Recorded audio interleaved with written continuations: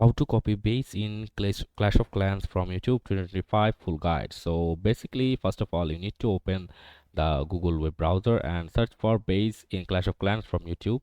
And if you search there, you can get many YouTube videos related to that, the base of clans. You just simply click on any of them, and after clicking on them, you can get to their YouTube site, and just click on any videos and pause it, and just scroll down, and you can see the get the copy link from here, a link here.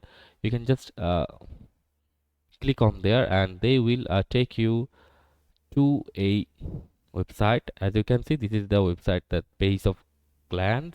You can just simply get here and scroll down and find the copy link from here.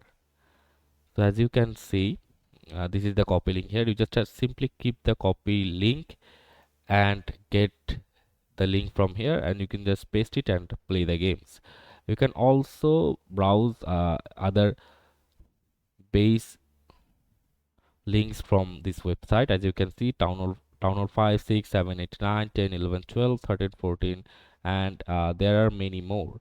So basically, you can just click any of the blog post here and scroll down and click on copy link and just paste it and play in Clash of Clans. So that's it for this video, guys. See you on the next one.